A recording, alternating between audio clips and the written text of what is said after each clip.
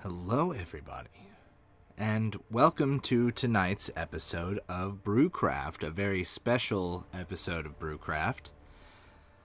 I'd like to thank you all for joining me.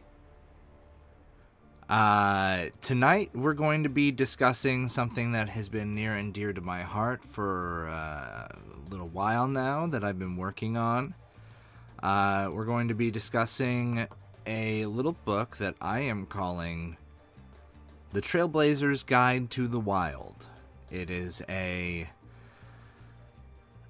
supplement for Dungeons & Dragons 5th edition that adds some wilderness survival things to the mix.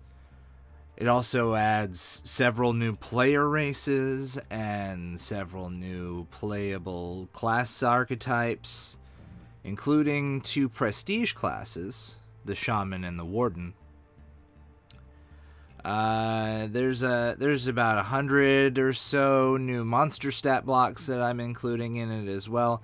It's still very much a work in progress, as you can see by the blank table of contents. I haven't even started filling in the table of contents yet. But that is, it's progress is being made. I can assure you of that. Oh, excuse me. Before we get into that, though, I wanted to announce something that we're going to be doing here at the channel in order to kind of boost our numbers a little bit. So, as some of you might be able to see, or you should be able to see, there's a little bar above the chat box over here somewhere. I am officially announcing today 50 days to 50 subs.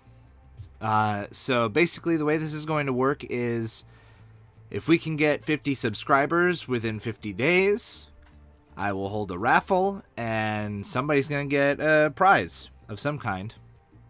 I don't want to reveal too much just yet, but there's going to be a prize involved. There's going to be a raffle. But all we need is 1 subscriber per day. I think that's an attainable goal, hopefully. So, the rules are, in order to receive your prize, you have to be present on the, what day is it, 13th of February, when I do the drawing. If we reach our goal of 50 subscribers, you have to be present in chat for the stream on the 13th of February, which I believe is a Tuesday. So that works out. And yeah, that's pretty much it. Somebody's gonna get something cool from a raffle if we can get to 50 subscribers in 50 days. Now, moving on. Oh, by the way, I should show you guys. I'm wearing a Cthulhu Christmas shirt. It's like one of 3 Christmas shirts that I own, that I wear at this time of year. I love it. It's a good shirt. But anyway, without further ado, tonight I'm going to be drinking Left Hand's Milk Stout. Left Hand is the brand. Let's get a shot of the label. And I will also be having some Christmas cookies. You guys should recognize those Christmas cookies as ones that come from the store. Terrifyingly festive, of course. And I am wearing my reindeer antlers again from our Honey Heist one-shot. Gotta keep it festive, right? Anyway. Oh, that's good. Yeah, that's a very good stout. I'm a big fan of stouts. I love them. Anyway, let's get into the nitty-gritty of it, shall we? So, as I mentioned, this is still a very rough work in progress. I don't have nearly any flavor text written in for anything that I have done work on, but let's start with some character options that I have completed. Yeah, as you can see, I've even got written in here just for like spacing purposes to figure out where things go and how things work. This is a spot where a fictional quote about this race will go. Just typing this out so I can see how long that quote might be. Just keep typing, just keep typing, just keep typing. Gonna continue typing until I feel like I have a long enough quote for the race. Really just want to get a good idea of how this page and the following pages will be laid out based on the size of this little blurb. Not long now, just a few more words, and I think that should be good. And there. That should be good. Okay, I'm going to stop typing now. Quoty McQuoterson, some book where this was found. Yes, I'm clever. Not really. So anyway, as you can see, I've got a race here called the Barrier, or the Barrier, however you want to pronounce it. They're kind of like sheep centaurs that originally are from the Beastlands, or well, all over the multiverse, really. But yeah, they're kind of courageous and strong and warriors. So yeah, you can see I've got some guidelines for barrier names. A barrier's name is given to them by their parents. It is usually a simple 1 or 2 syllable name, the easier to be shouted across the hills. Outside the flock, they rely on a flock name that to indicate their extended family to which they belong. Flock names typically describe the environments favored by the flock and can change over time. So we've got some male names like Bex, Hull, Jek, Menok, Rill, Wick, Ceus. We've got female names like Daith, Heesh, Saf, Teeth. And then we've got some flock names like Cloverfield, Dale Watcher, Hill Walker, etc., etc. Then we've got our traits for the barrier. Your barrier character has a variety of traits that relate to their build and proclivity for competitive combat. Your strength score increases by 2, and your charisma score increases by 1. Pretty simple, pretty standard. Age. Barrier reach adulthood around the age of 20 and age at much the same rate as humans do. However, the oldest members of a herd can reach nearly 200 years old. So they can get pretty old. Hi, Merry Christmas, the Theoden, son of Thengel. Theoden, son of Thengel. Welcome.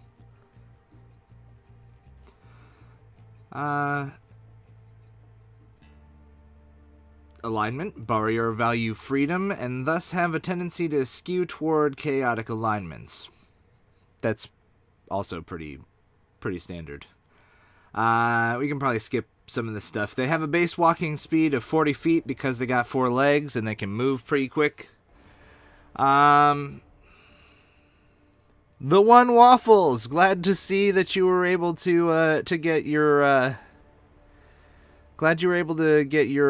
your Twitch account situation figured out.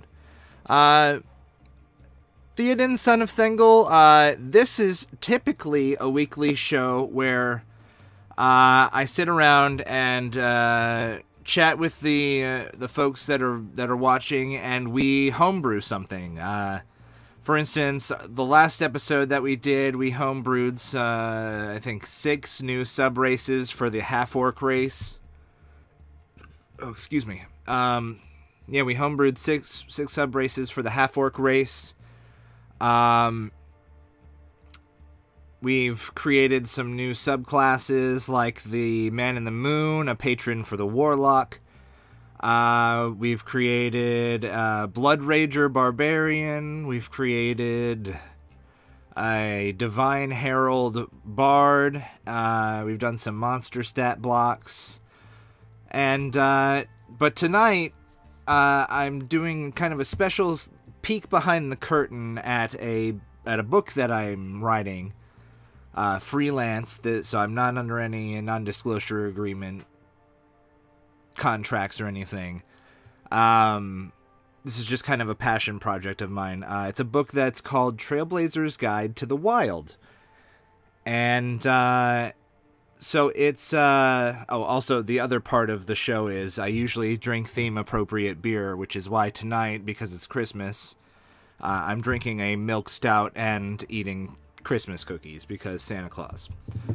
And this is kind of my gift to the community as we kind of look into something that I've been working on without the help of my viewers, but it's kind of a passion project of mine that's got some kind of supplemental material for 5th edition.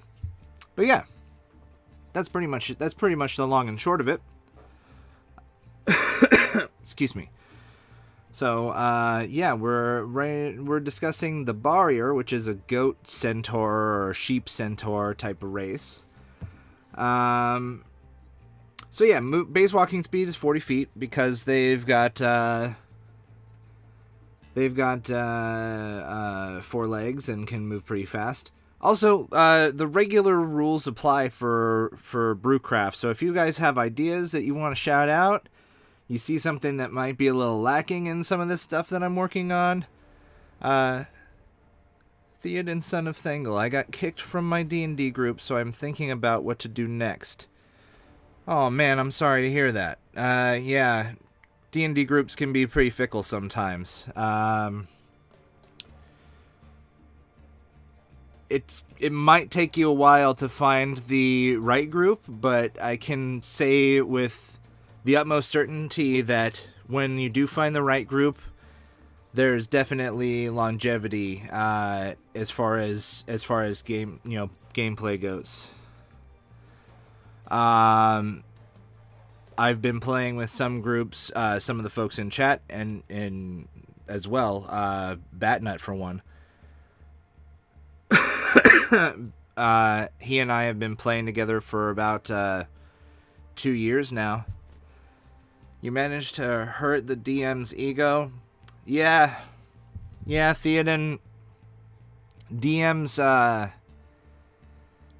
can be babies sometimes. Trust me, I know, because I am one. But I mean, I don't know if that relationship can be fixed. If it can, and you're interested in still playing with that group, won't be much help. I'm just learning D&D 5e. That's cool. Hey, you don't have to know mechanics in order to come up with good ideas. You can toss ideas out. Yeah, I mean, excuse me. Even if it's something that you can't really put into words that make too much sense for mechanically. If you have an idea, I've had people toss me ideas that weren't necessarily like mechanically sound, but we were able to work it out and fit it into a homebrew. But yeah, welcome, Theoden. I'm happy to have you here, and I'm sorry to hear that you lost your D&D group. Kicked without notice or explanation after 3 months of play. Yeah. Do you play online or do you play in person?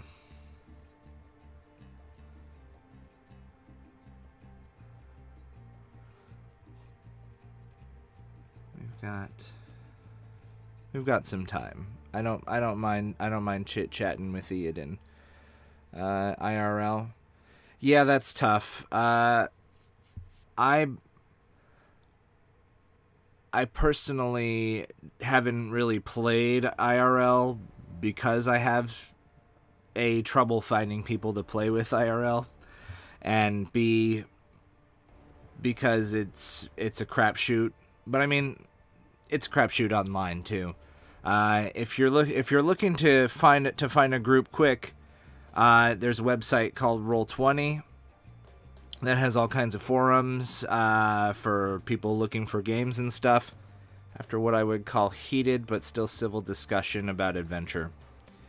Yeah, I mean, like I said, DMs can be fickle sometimes, and sometimes, and I can say this from experience, sometimes the fact that the DM is upset with you can sway the rest of the group's vote to getting rid of you, because they don't want to lose the DM and not be able to play at all.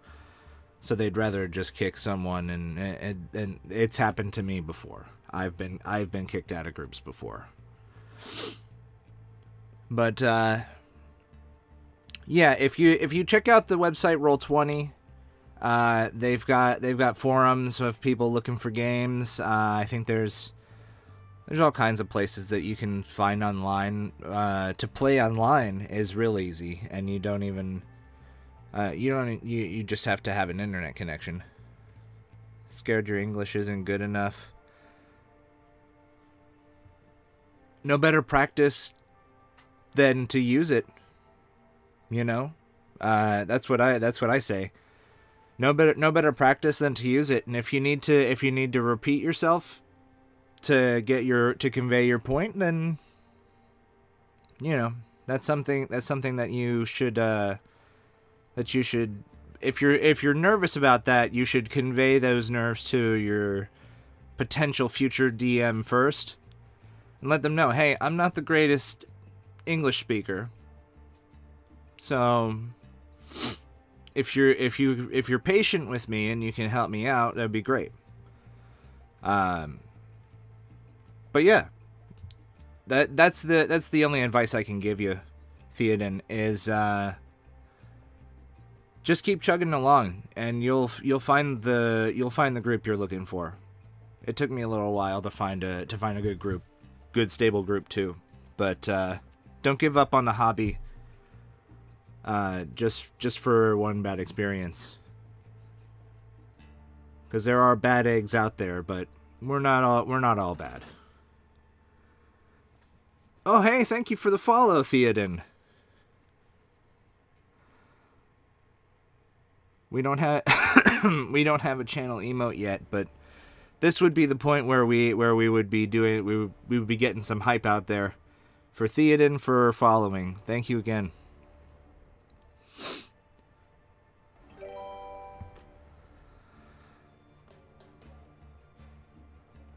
All right. So yeah, let's get back into our discussion of the Trailblazer's Guide to the Wild, shall we? If some of you read ahead, our Barrier is a good sport. He's got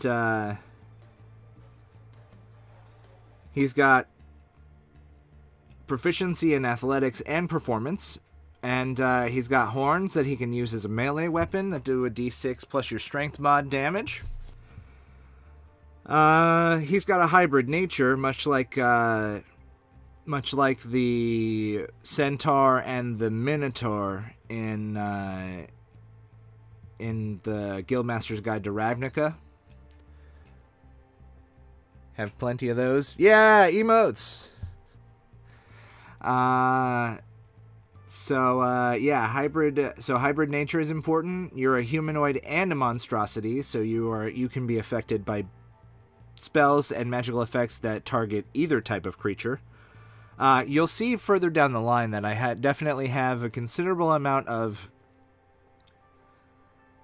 player races in here that are not strictly humanoid. I think I've got a Fae in here. I've got a plant in here. I've got a couple of things in here. And then your languages, you can speak, read, and write Common and Sylvan as a barrier. So, yeah, we've got a little bit of everything in there. Now we move on to some frog boys, the bullywugs. Again, we've got our little blurb here to denote, spacing. Bullywug names often comprise guttural croaking sounds and tend to include numerous letters and syllables so as to be more impressive sounding to other bullywugs. Family names are of little import to a bullywug, as they tend to... So don't you have problems running games with so many races and sub-races? Theoden, I mean, it can become a problem trying to work them all in. Also, hey, Cylon Centurion, thanks for joining us tonight. Glad to see you. Merry Christmas, Happy Holidays, whatever holidays you celebrate around this time of year.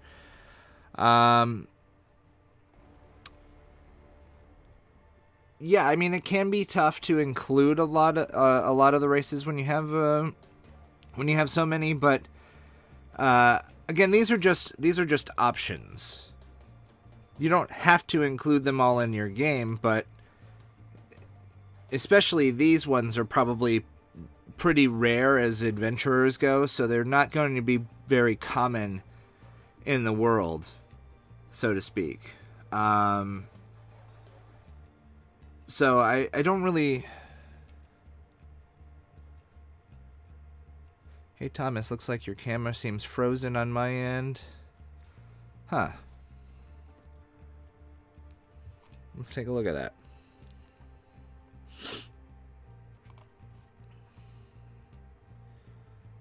Weird. Alright. Let's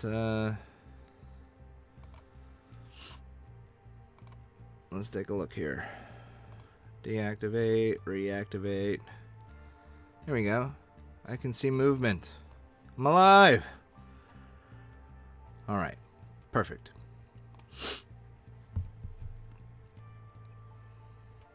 Yeah, definitely give Roll20 a shot, Theoden, for sure. I think that fixes it, Batnut. So yeah, we've got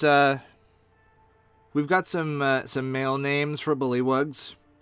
Groganus, Horglash, Kermshug, Bumb, Quafudan, Toodan, Poobe, Hari. We got some female names. Bigrita, Gertrude, Merchant, Swampif, Quagmire. And, yeah. So, bullywug traits. Your constitution score increases by 2, and both your strength and dexterity scores increase by 1. But your charisma score is decreased by 1. This is important because it kind of balances out all those bonuses to traits and allows for a little bit more dynamic gameplay. As far as your charisma being low, it makes it difficult for you to kind of interact with the rest of the world because you're not quite as charismatic as anyone, as a regular person might be. We can skip age and alignment and size and stuff. Excuse me, sorry. I think I'm getting a chest cold. Your base walking speed is 20 feet. That's because further down you will find that you are amphibious and thus have a swim speed that is equal to double your base walking speed. So we've got that. Speech of frogs and toads. You can communicate simple concepts with frogs, toads, and other amphibious creatures. excuse me. And that's pretty standard. Then we've got Swamp Magic, which is something that I kind of threw in there to make the Bullywug a little bit more dynamic. You know the Infestation cantrip. For those of you unfamiliar with Infestation, it is a cantrip from Xanathar's Guide to Everything that basically allows you to target one creature with a swarm of bugs that sting and scare them, and they move away from you, basically. When you reach 3rd level, you can cast Fog Cloud. Cast the Fog Cloud spell as a 2nd level spell, once with this trait, and you regain the ability to do so when you finish a long rest. Constitution is your spellcasting ability for these spells. When you cast them with this trait, they do not require components. Again, pretty standard for any racial spellcasting, innate spellcasting. And then they've got Standing Leap, where you can jump. Your long jump is up to 20 feet, and your high jump is up to 10 feet.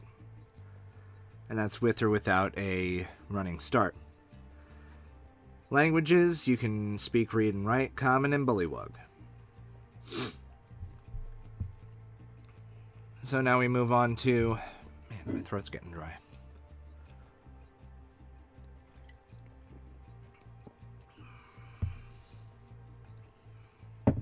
So now we move on to the Gnolls. The Gnolls are kind of like a hyena humanoid race. They are touched by well, at least in the traditional lore, they're affected by I believe it's Yenagu, the demon lord of... I'm pretty sure. Anyone who's free to look that up, please do. But I'm pretty sure it's Yenagu, who is the demon lord of hyenas and savagery. Anyway, we've got some Gnoll names. Gnoll names often sound like growls to members of other races, featuring multiple R sounds. Gnoll tribal names, although not widely shared with other creatures, are usually compound words. So we've got Arful, Deror, Gerer, Lurch, Rimar, Turg. We've got Arna, Farl, Mirin, Risa, Threy, Zarna. And tribal names, Bloodfist, Gorefeast, Great Fang, Spear Death, and Thunderdance. I'm particularly fond of the Gnolls. They're good hyena boys. Even though they're typically bad. Excuse me. Ability scores. Your strength and dexterity scores both increase by 1. We can go ahead and skip age and alignment. Oh, excuse me. Man, all the things at once tonight. Coughing, yawning, and burping. Base walking speed of 30 feet. That's pretty standard. Dark vision 60 feet. Also pretty standard. And they're kind of canid in nature. Even though I'm pretty sure hyenas are actually closer related to cats than they are dogs, if I remember correctly. Or maybe that was cheetahs that are more related to dogs than cats. I don't know. I can't remember. Anyway, they've got a bite that does a d4 plus strength modifier damage. They've got an ability called Rampage. When you reduce a creature to 0 hit points with a melee attack on your turn, you can use your bonus action to move up to half your speed to another target and make a bite attack. Most of these are things that I snagged from the actual monster stat block of the Gnoll and just kind of tweaked a little bit to make them fit for an adventurer. And languages, you can speak, read, and write Common and Gnoll. I broke them down into 2 sub-races because I felt like they needed it. So we've got the deserts and the plains.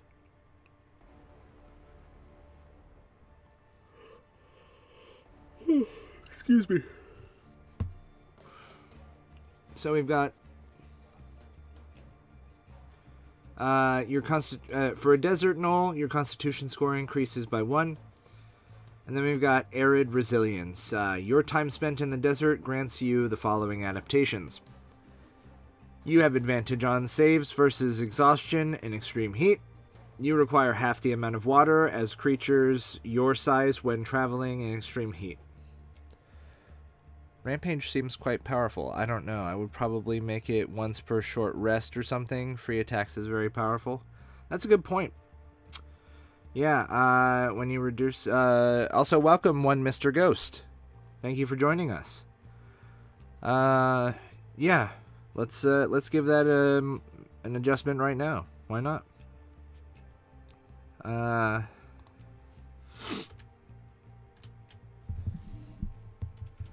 You can use this, or once you use this feature. Once you use this feature, you can use it again until you finish a short rest. Good point. Thank you for the suggestion, one Mr. Ghost, and welcome again. All right. And then they've also got tracker. You're proficient in the survival skill. So that's our desert variant of the of the knoll. Short or long rest. Yep. Short or long rest. Got to keep our... Once you finish a short or long rest.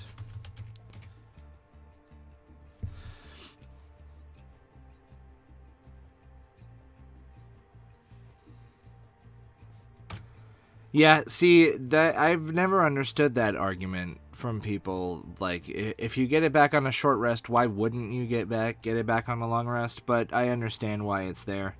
We got to keep our formatting correct anyway, so yeah, that's a good point. So our plains variant, your wisdom score increases by 1.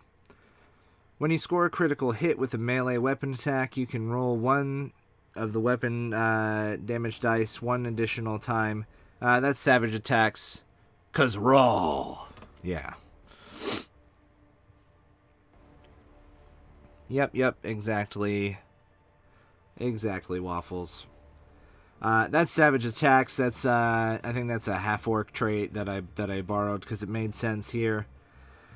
And then there are stalkers. They're proficient in stealth skill. Moving on, we've got an interesting race that I found through my research of old races from old editions that haven't been reused yet. We've got the Kiloran, which are basically like fey creatures that bonded with the nature of the material plane, and they're just really different, and you'll understand why. Desert seems underpowered. The only thing they get is arid thing, which seems to be mostly a ribbon. I mean, there are always going to be those sub-race options that aren't always necessarily what's the word I'm looking for? It's kind of like the difference between picking a... I'm trying to find a sub-race option. It's kind of so the way that I look at it is compared to Savage Attack, which is all right. Yeah.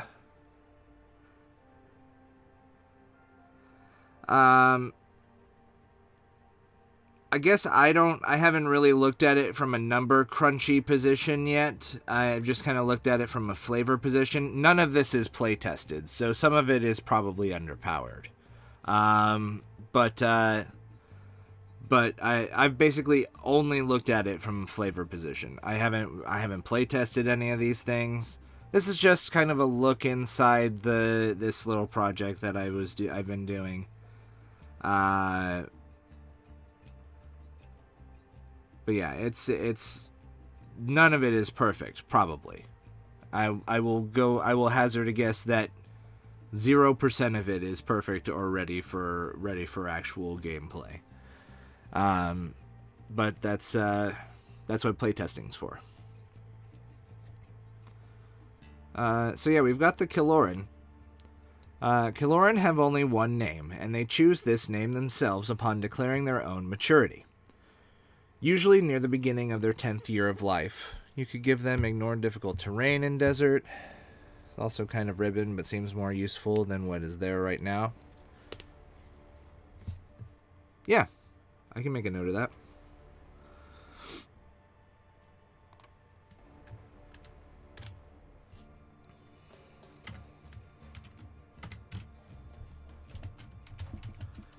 You ignore difficult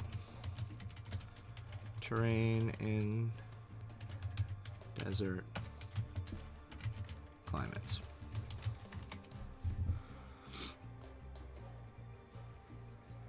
Usually near the beginning of their 10th year of life.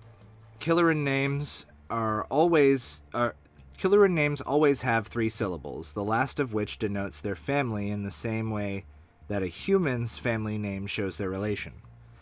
Killoran names are agendered. Example Killoran names include Durmindin, Enimbil, Kettenbar, and Shalahai. Then we've got our little bits of information. Ability score increase. Your wisdom score increases by 2. We can skip past age, alignment, and size. Base walking speed is 30 feet. Dark vision is 60 feet. Pretty standard. Now this is where things get interesting, because this is strictly a Fey creature. This is not a humanoid creature. This is a Fey creature. That means they get a big buff in the sense that spells that specifically say choose one humanoid or choose any number of humanoids, they're not going to be affected by those spells. Same thing with class abilities. They're not going to be affected by things that target only humanoids. They're also going to pop up on, I believe, a paladin's divine sense. I believe they sense Fey creatures. Haven't played a paladin in a while, so I can't remember exactly. But they will pop up on a paladin's divine sense, I believe. Don't quote me on that. Your creature type is Fey for the purposes of spells and magical effects that specifically target that creature type. They've also got the Fey ancestry that most elf races get. You have advantage on saving throws against being charmed, and magic cannot put you to sleep. They can speak, read, and write Common and Sylvan. And then we have some sub-races. Each Killoran takes on an aspect of nature that, at birth, Ancient, Destroyer, or Hunter. This aspect determines the Killoran's path in life, and the specialized skills they develop. Now, I haven't fully fleshed out any of them, really. I've given the Destroyer, I've given the Ancient +1 to Intelligence, I've given the Hunter +1 to Dexterity. Basically, the way it works is the Hunter is the smart, or the Ancient is the smart one, the Destroyer is the powerful one, and the Hunter is the sneaky one, so to speak. From the literature that I've read on Killoran from past editions. But I haven't quite fleshed them out yet. But they're a cool little race. Then we come to the Three Kreen. I did start writing some flavor text for them, but I don't feel like reading through all of that. So we'll just skip down to our main stuff. Excuse me. Three Kreen have their own language, simply called Three Kreen, made up of whistles and clicks and snaps of their mandibles. Typical Three Kreen names are Chakta, Chital, Drikchit, Gulnik, Kakta, Kachka, Kiktul, Tlaktuk, Krik, Takta, Tatik, Talnak, Tik-tik. Yes, it's very difficult to make yourself sound like an insect person. Alright, moving on. Your 3-Kreen character has traits tied to its insectoid form and alien nature. Your strength, dexterity, and wisdom scores all increase by 1. Your charisma score decreases by 1. Again, this is based on their alien nature. Makes it a little bit more difficult to fit in with regular society. Also, they have some. When we get down to it, they have some pretty powerful things that I couldn't just ignore based on their monster stat block. I had to include them. Otherwise, what would be the point of playing of having this 3-Kreen race if I didn't include the things that came, or some things that came in the monster stat block? So, skipping down, base walking speed of 40 feet. That's the first thing. They're super fast, which gives them advantage when it comes to combat. They can move much further than most things, at least 10 feet further. And then if you add on for instance, if you had a 3-Kreen rogue, you could bonus action dash and move 80 feet in a turn. It's just a lot. And then if they're hasted and you bonus action dash, that's 160 feet. I did do some number crunching on that. That's a big deal. Dark vision, 60 feet. That's pretty standard for most things that have dark vision. They have a bite that they can use that does a d6 plus strength modifier damage. And then they have a venomous bite. You can expel venom from the venom sacs in your cheeks. One creature you hit with a bite attack must succeed on a Constitution saving throw, DC 8 plus your proficiency plus Constitution. One day I want to find a non-human race who decided to go the simple route with names like Bob or Steve or maybe Bill. Yeah. Excuse me. Speed is reduced to 0 until the end of your next turn. If the target fails by 5 or more, they are paralyzed until the end of your next turn. This one I did have the foresight to include the once per... this is once per long rest. Once you use this feature, you cannot use it again until you finish a long rest. So, they can do it, but they can only do it once per long rest. Dense Carapace, or Carapace, however you want to pronounce it. You have a hard chitin-like exoskeleton. When you aren't wearing armor, your AC is 13 plus your dexterity modifier. You can use your natural armor or determine your AC if the armor you wear would leave you with a lower AC. A shield's benefits apply as normal while you use your natural armor. So this is kind of akin to the lizard folks' natural armor. So I figured I'd include it because they do have this chitin-like exoskeleton. So why not? Sleepless. This is a thing that 3-Kreen have. At least they traditionally have. They don't require sleep at all, and they're able to gain the benefits of a long rest while remaining fully alert. I think I also didn't save the last time I added to that they cannot be put to sleep by magical sleep. Let me find it. Also, you cannot be put to sleep by magical sleep. Alright. 3-Kreen Psionics. This is another thing. They came from the They came from the Dark Sun setting originally, I believe. So, they're psionic. You know the Mage Hand cantrip, and the hand is invisible when you cast it. When you reach 3rd level, you can cast the invisibility spell on yourself only once with this trait, and you regain the ability to do so when you finish a long rest. When you reach 5th level, you can cast the blur spell once with this trait, and you regain the ability to do so when you finish a long rest. Wisdom is your spellcasting ability for these spells. When you cast them with this trait, they do not require components. Again, that's all standard stuff that came from the 3 Kreen stat block, a lot of it anyway. And then languages, you can speak 3 Kreen, which is not a written language, and read, write, and understand 2 languages of your choice.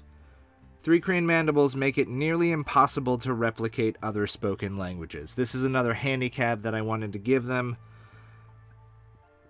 so that they would have in order to have all this 3 Kreen power, this bug people that can bite people and inject them with venom and use psionics, and they don't have to sleep. I wanted to give them another handicap. So,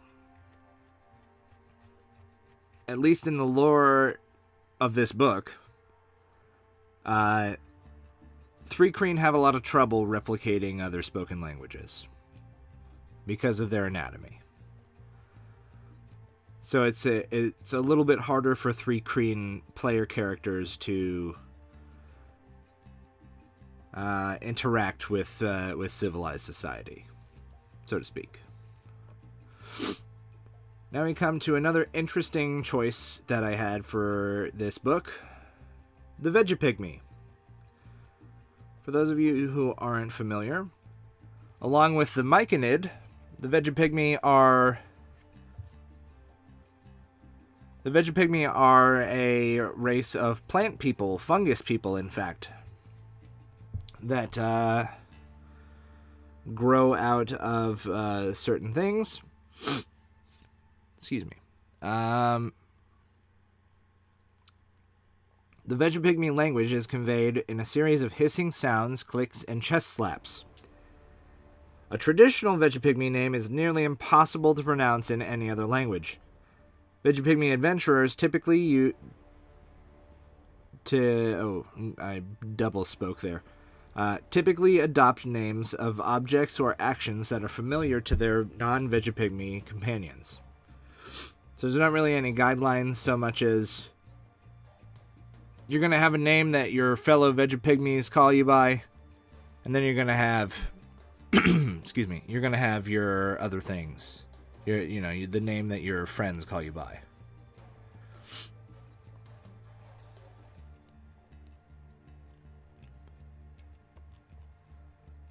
All right. So, ability score increase. Your Constitution score increases by 2, and your Dexterity score increases by 1. Skipping age, alignment, and size. Speed. Your base walking speed is 30 feet. Dark vision 60, all pretty standard. Claws that do a d6 plus strength modifier. Then we come to plant camouflage. You have advantage on dexterity stealth checks made to hide in terrain with ample obscuring plant life. What does ample obscuring plant life mean? Pretty much anywhere with dense forest. This is something that came along from the Vegapygmy race, which is included in Volo's Guide to Monsters, I believe. Regeneration. At the start of each of your turns, you regain a d6 hit points, which is huge. You cannot regain hit points in this way if you have taken cold, fire, or necrotic damage, or if you start your turn with 0 hit points. So there are stipulations that will negate their ability to regenerate, very similar to a troll or any other creature that has the ability to regenerate. There are things that'll shut it off, otherwise, it would just keep regenerating. Then we've got Affinity of Thorns. You learn the Thorn Whip cantrip When you reach 3rd level, you can cast the Spike Growth spell once with this trait, and you regain the ability to do so when you finish a long rest. Constitution is your spellcasting ability for these spells. When you cast them with this trait, they do not require components. And then we have Plantborn, which is, again, setting them up as plants and not humanoids. So your creature type is plant for the purposes of spells and magical effects. Languages you can speak Vegapygmy and understand Common, but cannot speak it. Any additional languages you learn, you simply understand them, but your anatomy does not allow you to speak them. So, I included these guys made sure they didn't have the ability to speak because I was inspired by a friend who played a character in a game, and this was an online game too. So we couldn't even see him making his gestures. He had to describe every single gesture that he did, but he convinced me that it was possible to play a character and not speak, or at least not speak in character.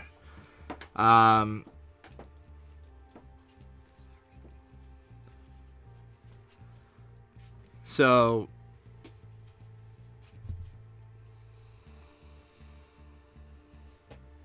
he convinced me that it was possible to do that, and so I included these guys in the book. Then we come to our final race that I have in here, the Wemik. The Wemik and the Barrier kind of go together because the Wemik are like lion centaurs, except for the fact that I'm pretty sure,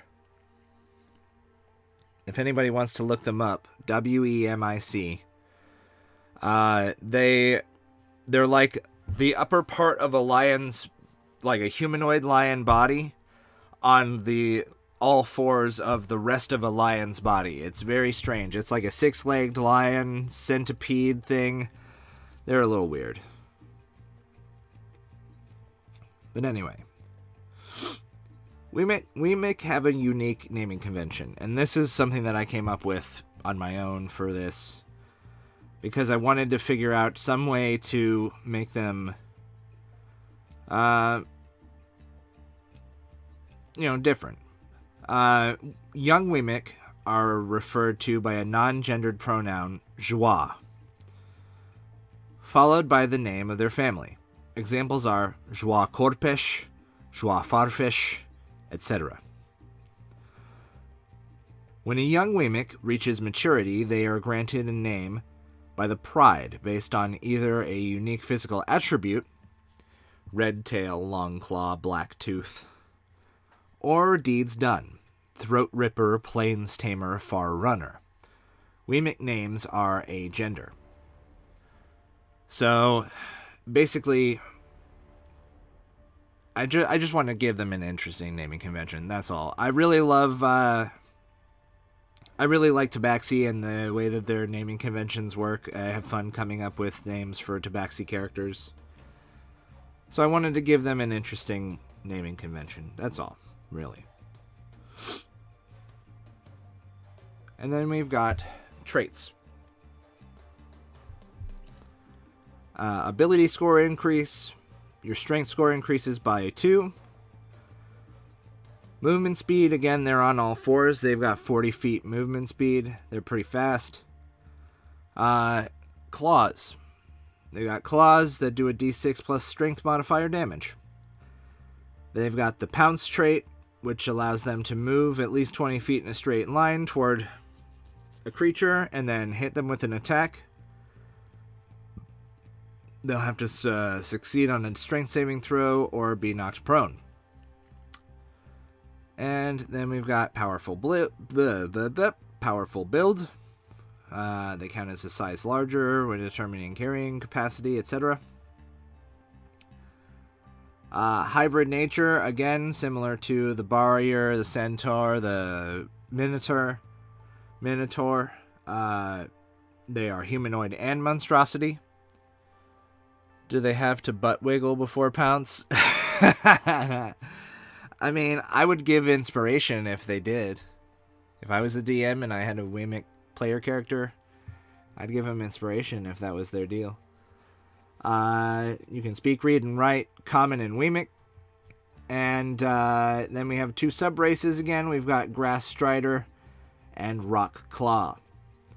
Grass Strider, more specifically designed for the plains. Their wisdom score increases by 1. They are stalkers. They have the stealth skill proficiency, and they have a thing called Commanding Presence. When a creature within 30 feet of you who can see you makes an attack roll, you can use your reaction to add your wisdom modifier to the roll. You must choose to do this before knowing the result of the roll. Once you use this trait, you cannot use it again until you finish a short or long rest.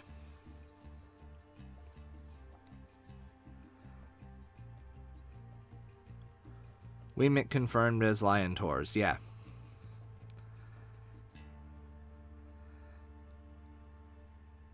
And then we've got Rock Claw. Your dexterity score increases by 1.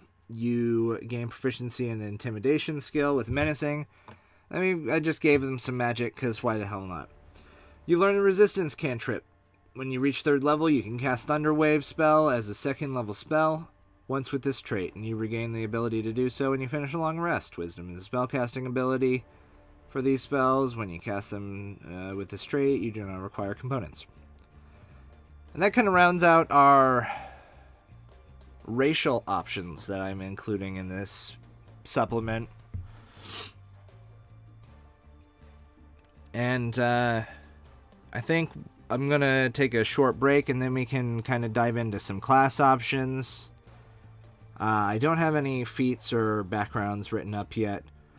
And we can run through a couple of my favorite monsters that I've created so far for this.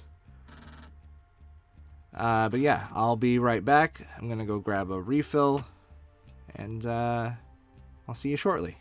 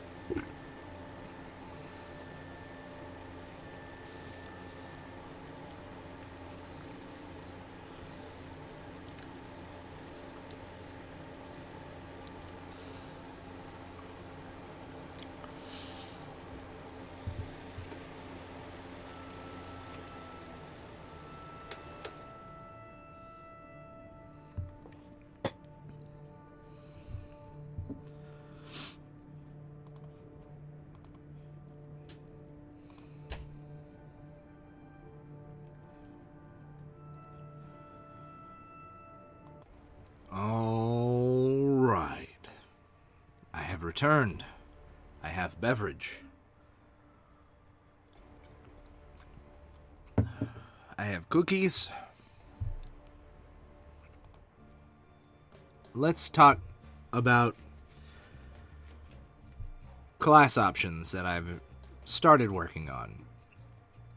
You'll see there are a couple of class options that I've listed here that I have not finished yet.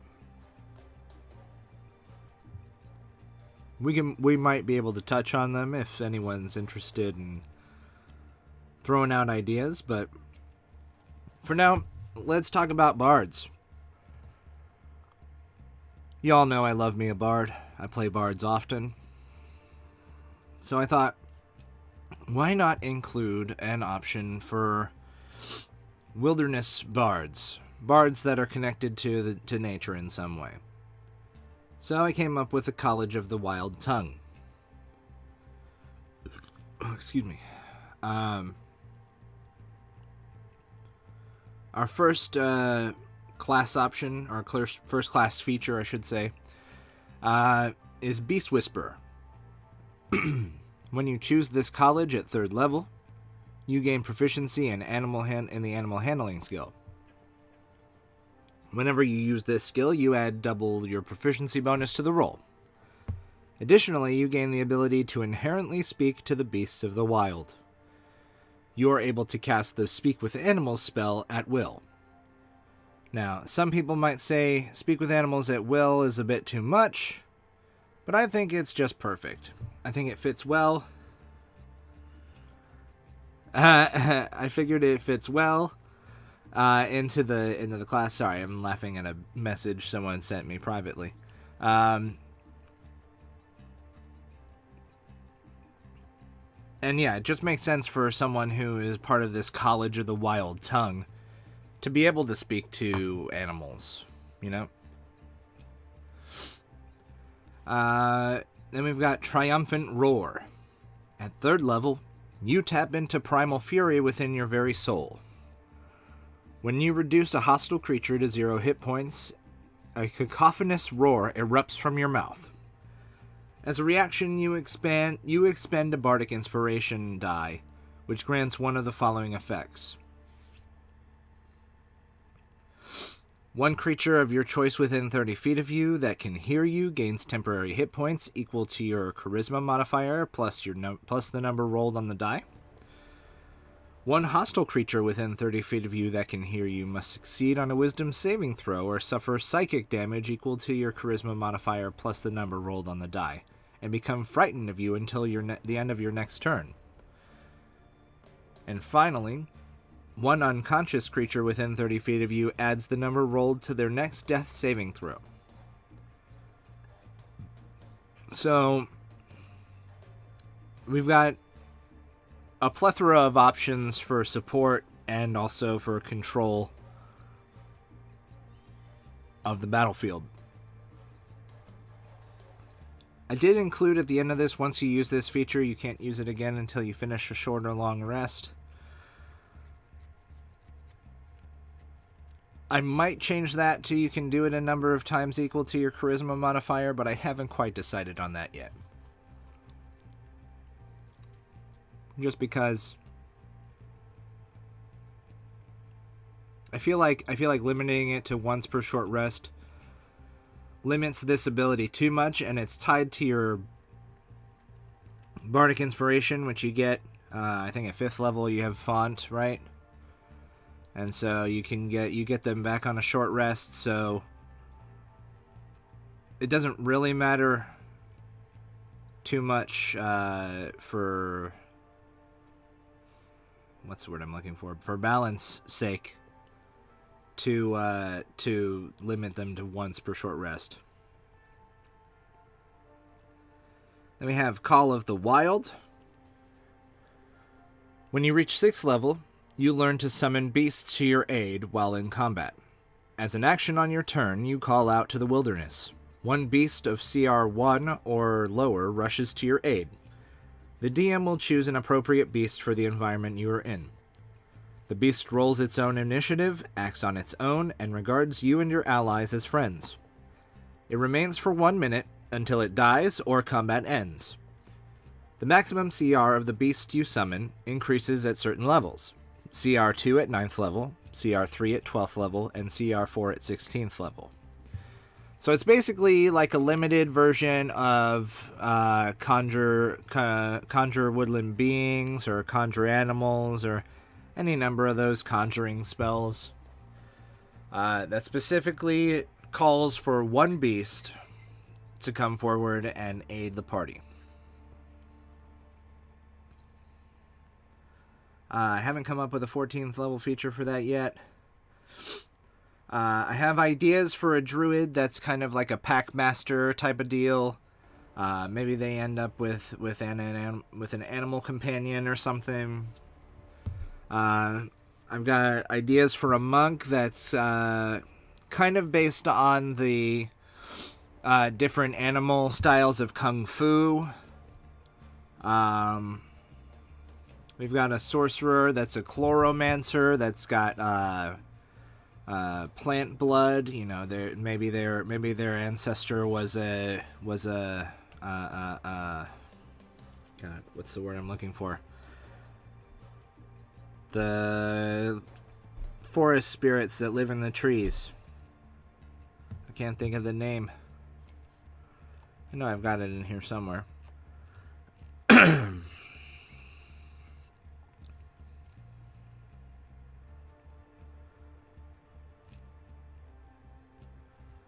Dryads. That's what I was looking for. Maybe you're related to a dryad or something. But yeah, chloromancers. So they kind of get similar to the one feature that I did come up for them, kind of similar to the draconic ancestry. They get an extra hit point at each level in this class, and their armor class is, when they're not wearing armor, is 13 plus their dex mod. Then we've got the warlock that I created for this. Specifically the patron of the wilderness. So basically what inspired this was I got really into Swamp Thing for a little bit, and I was like, man, it would be real cool to come up with a way to make that work as a class thing in D&D, and it just kind of evolved into being a warlock. So we've got an expanded spell list. First level, Animal Friendship and Entangle. Second level, Barkskin and Spike Growth. Third level, Conjure Animals and Speak with Plants.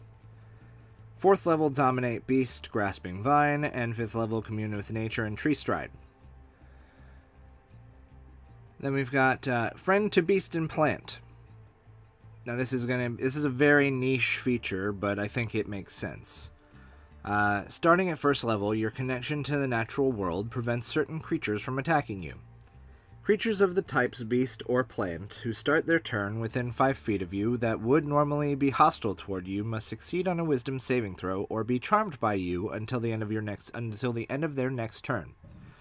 A creature that succeeds on this saving throw is immune to this effect for 24 hours. Now you might be thinking to yourself, why don't you put a limit on how often they can use that? Because honestly, if you're encountering beasts or plants, they're typically not going to be too powerful. There are a couple of powerful plant creatures, but beasts have a tendency to peter out at around CR9 or so. So even at higher levels, if you're fighting beasts, you're not going to be in too much danger, so stopping them from attacking you isn't too big of a deal, but it's helpful to not lose hit points. Especially if those beasts are mixed in with other creatures that are attacking you. It's nice to be able to say, hey, well, at least there's some creatures that can attack me. We've got Primeval Fortitude. At 6th level, you learn to take hits and shrug off some of the damage. When you take damage, you can use your reaction to begin to seal your wounds as plant material stitches them back together. You regain hit points equal to your Charisma modifier plus your Warlock level. Once you use this feature, you can't use it again until you finish a short rest. Short or long rest. Pretty standard. We've got plant-like nature. At 10th level, your connection to plant life has bestowed you with some of their characteristics. If you spend 4 hours or more in a day in direct sunlight, you are not required to eat in order to gain sustenance. Your exposure to poisonous plants also grants you resistance to poison damage. Again, pretty cool. And then we get into the crux of the whole idea. Being inspired by Swamp Thing, we have Avatar of the Wild. When you reach 14th level, your patron bestows you with the ability to transform into an avatar of the natural world that you protect. As an action on your turn, you invoke your avatar form. You choose what appearance you take, and you gain the following benefits. Your size becomes large. You add... Actually, I might change that to your size. You become one size larger, because small creatures becoming large creatures would be a stretch, probably. Excuse me for a second. I need to blow my nose, I think.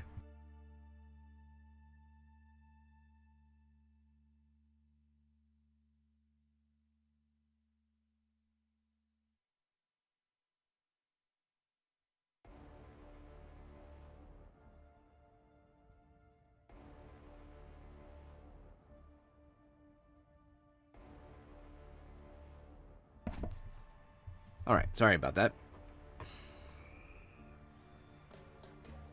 You add your charisma modifier to your armor class if you are not wearing armor. So again, a little bump to armor class if you're not wearing armor. That's helpful.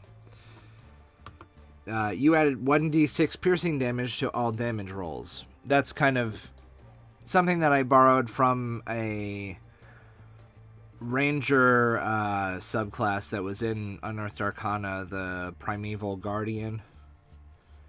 I thought was an interesting way to make them a little bit more potent and kind of give more reason, more flavor behind the transformation.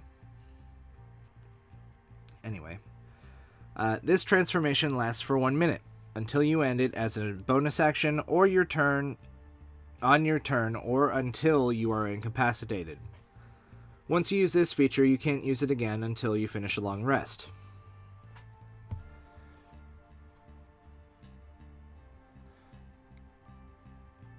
We've got Incompleted Wizard. We've got some beginnings of the Shaman and Warden. But I think what's most important here, let's face it, are the monsters.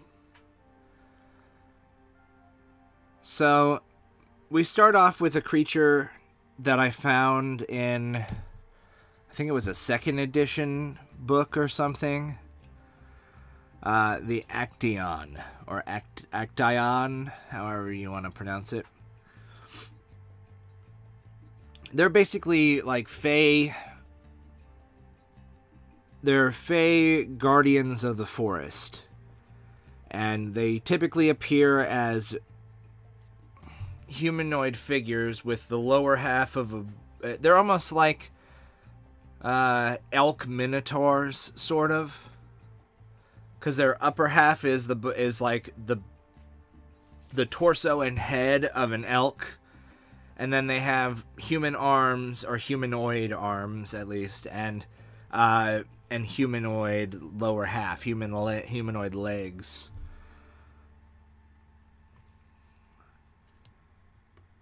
So we've got, they're a large Fae shape changer, and they're lawful neutral. And I won't go through everything. I will say that the one really interesting thing that I found about them in the literature, and I wanted to include it, was their polymorph breath. So, in the older editions, they had this polymorph breath that randomly transformed you into a creature on a table. So I wanted to include that somehow. So we have something like this, and they can only do it once per long rest. But here goes. The Acteon breathes deep and exhales a blast of chaotic fey magic in a 30-foot cone. Any creature within the cone must succeed on a DC 16 Wisdom saving throw, or be transformed into a common woodland creature of the DM's choice. The transformation lasts for 1 hour, or until the creature drops to 0 hit points or dies. The transformed creature assumes the hit points of the form it has taken. When it reverts back to its normal form, the creature assumes the number of hit points it had before it transformed.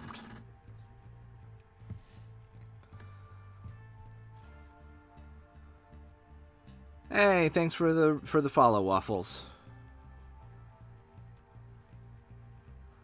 All right.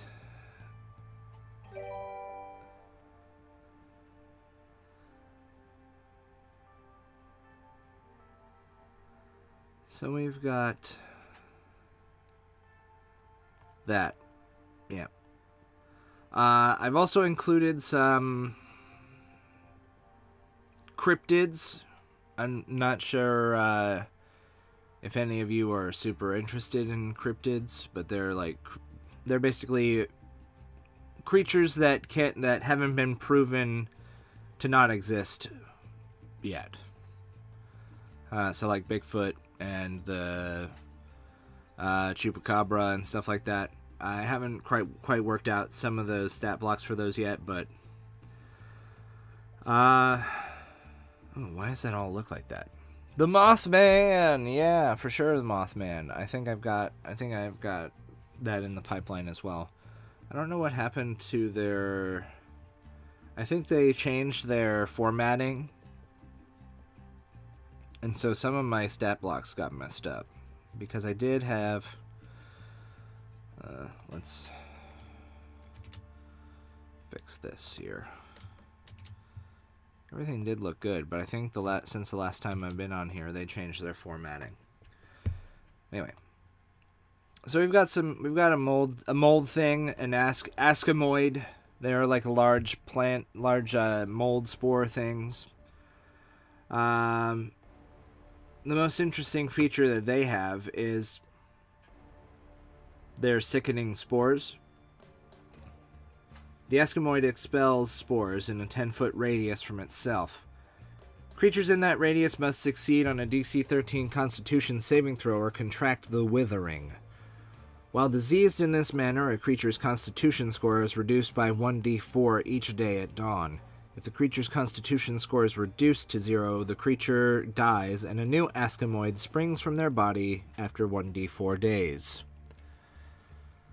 So these are just blind, spore-spewing puffballs of mold that continually expel spores that will kill you and then grow a new one out of your body.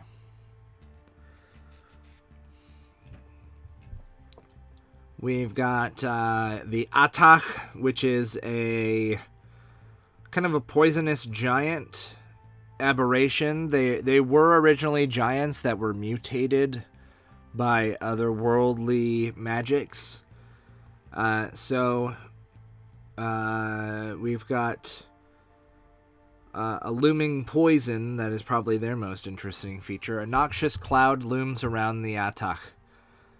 Any creature that starts its turn within 10 feet of the Atach must succeed on a DC 15 Constitution saving throw or take 1d6 poison damage. And that's just looming damage. They've also got a Morning Star that does 3d10 damage and a Boulder that does 3d10 damage. So they're pretty strong. All right, more formatting issues. They must have updated their stuff. So we've got the Basitarond. Why did my chair sink down?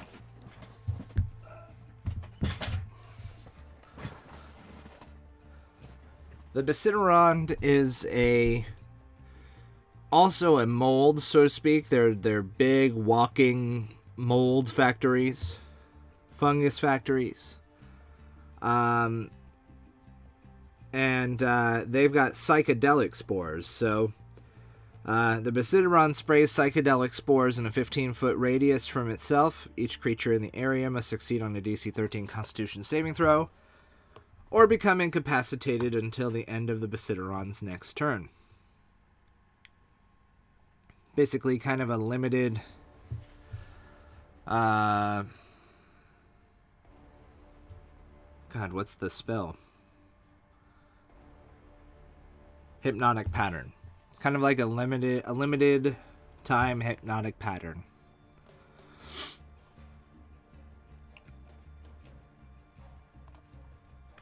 I won't go through all of these. I just want to fix these formatting issues that suddenly popped up.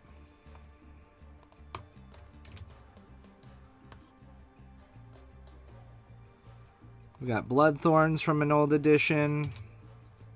They're kind of like living plants that do necrotic things.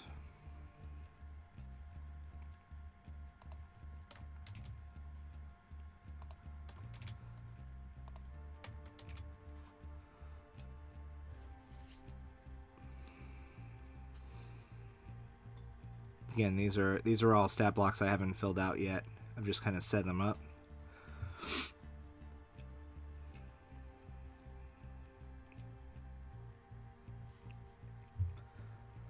I included a whole plethora of dinosaurs.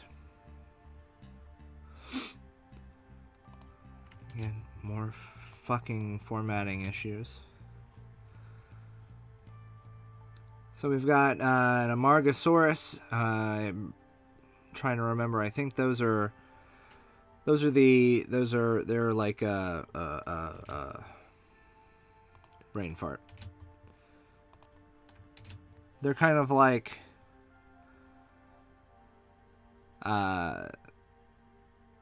sauropods, the long-necked dinosaurs, like Brontosaurus, or even though technically I can't remember if Brontosaurus isn't a dinosaur anymore or is a dinosaur. I can't remember what they changed. Anyway, we've got Compsognathus. They're the little guys from the second Jurassic Park movie that attacked the little girl on the island and also killed Mercenary. They typically hunt in packs. We've got Dakota Raptors, which are kind of a bigger version of a Velociraptor.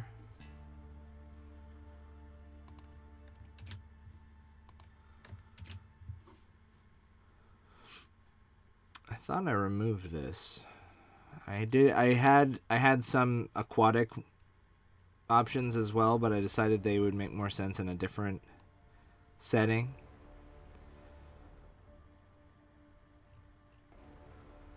Yeah, we've got some Pachycephalosaurus, Plateosaurus. Still have to work on some of the other prehistoric things. Oh man, all the formatting issues. Well, while I fix the formatting,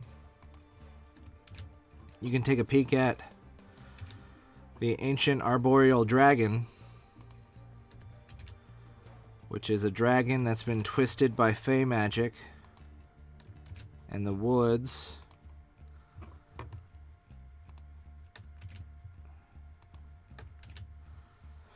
So I thought what might be interesting, because they're supposed to be fey dragons, is if I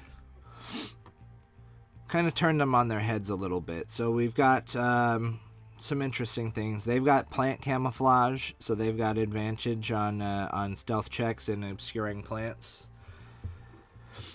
And they've got pretty much your standard stuff, except for instead of an intimidating presence or a frightening presence or whatever it's called, terrifying presence, they have a charming presence.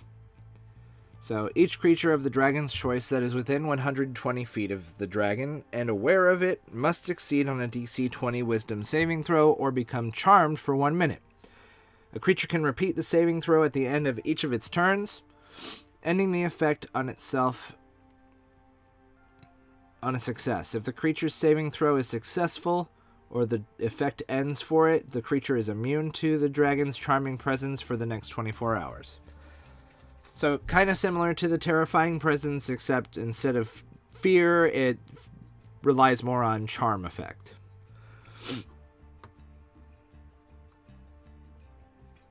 We've got Thorn Breath. The dragon exhales a cloud of thorns in a 90-foot cone. Each creature in that area must make a DC 21 dexterity saving throw, taking 70 or 20 d6 piercing damage on a failed save, or half as much damage on a successful one. I do need to include some innate spellcasting for this one because I think that it needs it. Because especially since the Thorn Breath isn't particularly powerful against things that can, become resistant or immune to piercing damage. So I think I'm going to include some innate spellcasting for this one, especially because of the Fey influence. And then we have Change Shape, which is pretty standard for most dragons, except in this dragon's case, it doesn't polymorph into a humanoid. It polymorphs into a beast or fey creature that has a challenge rating no higher than its own, or back into its true form. It reverts to its true form if it dies. Any equipment it's wearing or carrying is absorbed or borne by the new form. Yada yada. Pretty standard shape-changing features. And then they've got the standard legendary actions of a dragon, detect, tail attack, and a wing attack.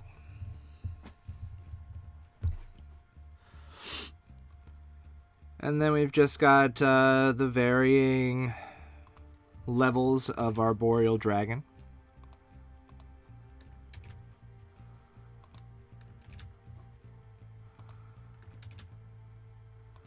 God, man.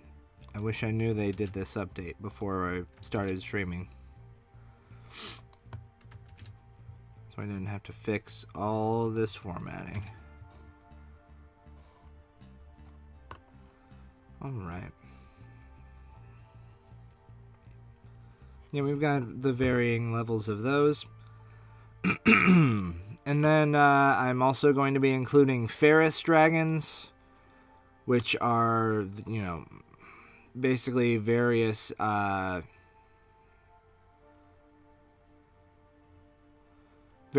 metallic dragons from older editions. We've got chrome dragons, cobalt dragons, iron dragons, nickel dragons, tungsten dragons. I've also got howling dragons, gloom dragons that I'll be including. I've got some. I'm just going to run through some of these real quick because I don't want to take up too much time.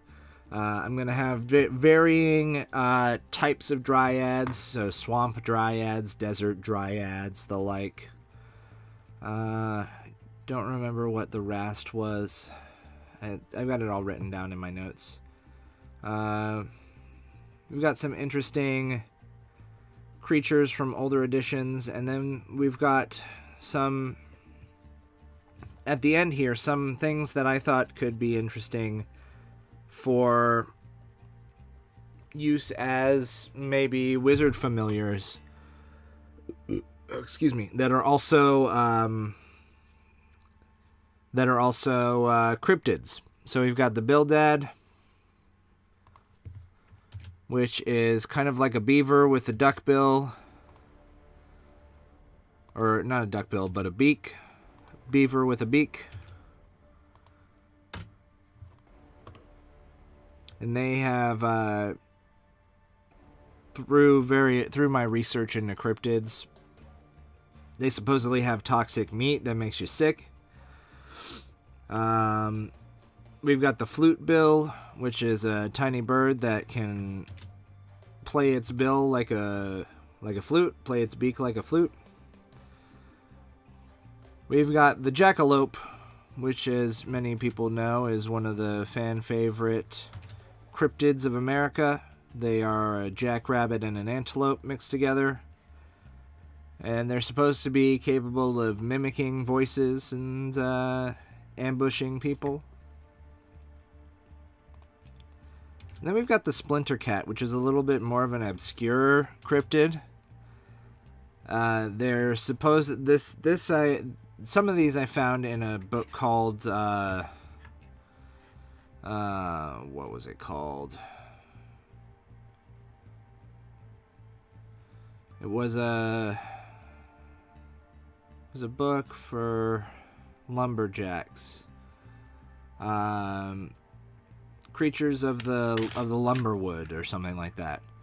But yeah, so Splinter Cat, basically, the story is that they like to throw themselves at trees and splinter apart the trees so that they can reach small rodents, but they use that by throwing themselves into trees head first and using a giant ram-like head. They thrust themselves into a tree and break the trunk of the tree to expose rodents and stuff that are hiding in there that they like to eat. Very strange, but also pretty cool. Again, all these I would think would make great wizard familiars options. And yeah, that's pretty much all the progress that I've made so far on this. My work on it kind of stagnated when I started streaming because it's just a lot of work streaming and a lot of work doing all that stuff, as well as regular work and being a dad and all that other stuff. But yeah, I just kind of want to give you guys a peek into some stuff that I've worked on. I worked on prior to doing Brewcraft. Kind of show that I've got a little bit of history with homebrewing. And yeah, I think that's gonna do it for me tonight. I've got some extra time. If anybody's got any questions or ideas or thoughts that you want to share.